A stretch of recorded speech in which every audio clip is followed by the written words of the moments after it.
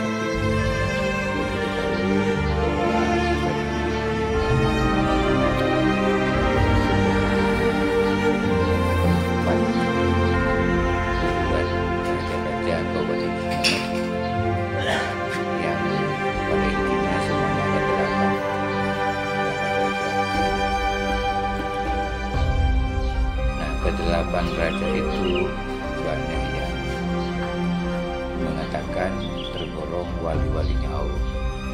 Sedangkan kita sebagai manusia dikatakan wali itu dengan ditandai dengan beberapa macam karomah dari Allah SWT. Kembali kepada raja-raja yang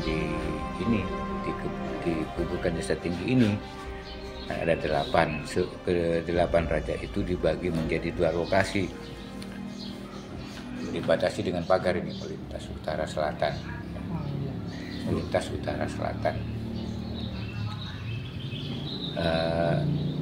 Yang pertama lokasi sesepuh, dan yang kedua ada lokasi para pelanjut. Hal ini Asta Tinggi merupakan aset wisata religi Kabupaten Sumeneb yang aset tersebut ini terdiri dari 3 unsur yang tidak bisa dilepaskan. Ada situs yang disebut dengan kuburan Raja Rian Sumeneb. Nah, kemudian ada namanya yang pemelihara yang disebut dengan para penjaga setinggi. Ada istilah lain yang disebut juru kunci, juru konce. Bahasa Maturnya ada yang juga mengatakan jaga asta. Nah, secara profesional penjaga setinggi itu di SK. Ada yang dulu itu disebut piagem atau piagam, atau juga ada SK Bupati. Kemudian berkembang ada SK yayasan, ada itu. Jadi ada 3 unsur. Satu situs, yang kedua situs yaitu bukan asta tinggi, banyak bagian-bagiannya. Asta tinggi, terus kuburan-kuburan lainnya ada namanya Para Letnan, ada Standur, terus Sendir, terus Johar Sari, ada juga Sedisut Lang. Jadi ini banyak menjadi satu kesatuan bahwa wisata religi. Kemudian yang unsur yang ketiga Pak, yaitu tanah cato yang merupakan upah dari para raja dulu itu, yang sudah termaktub di dalam SK Bupati. Jadi setiap penjaga setinggi mendapatkan tanah cato sebagai upahnya sampai insya Allah sampai ke Pamekasan. Tanah-tanah cato jaga asta itu sampai ke Pamekasan. Sumeneb secara keseluruhan, bukan langsung semua tanah, tidak, tapi ada di Kebun Agung, ada di Beluto, ada di Kungkung, Kolo, semua itu ada bagian-bagian yang terletak-letaknya itu sampai ke perbatasan Pamekasan. Nah, sekarang saya mau berbicara tentang kuburan raja-raja yang ada di Asta Tinggi. Saya katakan tadi ada 8. Ke-8 raja itu dibagi menjadi 2 lokasi. Pertama, lokasi para sesepuh.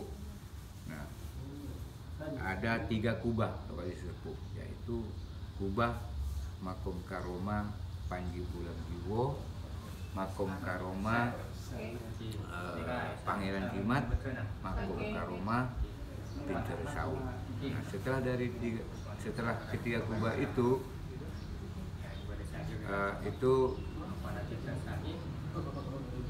ada satu lokasi yaitu para pelanjut, yaitu anak cucu dari Pincer Saung. Ini foto, nanti bisa difoto ya. Di situ pertama sebagai penerus dari yang disebut dengan satu kubah Sultan atau di sini bisa difoto semua situsnya. Nah, coba Pak, Nah, ini bisa nanti ya. Ada nama-namanya di pesarian kubah Makom Pangarletnan. Terus kemudian di kubah yang kedua itu Pangeran Jimat, nama aslinya Raden Rohmat. Nah, mengapa kok dipanggil Pangeran Jimat? Karena sebagai waliullah, tanda-tanda yang banyak dilihat itu setelah diketemukan oleh banyak pihak. Yang pertama, mandi ucapan. Jadi ketika berbicara itu selalu jangan sampai ditentang, sehingga terjadi. Terus yang kedua, kalau berdoa itu selalu diijabah oleh Allah. Yang ketiga, ini yang sering nampak ya, kemampuan itu membuat azimat yang ampuh. Karena terkenal dengan begitu, sehingga para kalangan keraton itu memanggilnya Pangeran Jimat. Nah, yang Pangeran Jimat ini wilayah kekuasaannya itu 4 kabupaten di Madura itu, Sumeneb, Pamekasan, Sampang, Bangkalan, Surabaya sampai ke Banyuwangi itu adalah wilayah kekuasaan Pangeran Jimat. Itu di wilayah itu, seperti seorang gubernur wilayah kekuasaannya. Itu ada di kubah yang kedua. Nanti nama-namanya di sini bisa dirangkum sendiri ya. Ya. Terus yang ketiga yaitu Bintara Saud. Ceritanya begini, ini Bintara Saud ini lain daripada raja-raja yang lain. Apa perbedaannya? Yang pertama, beliau itu bukan keturunan ningrat atau apa ya, bangsawan. Beliau adalah keturunan dari seorang kiai. Nama abahnya bernama Ki Abdullah Batu Ampar Lembung.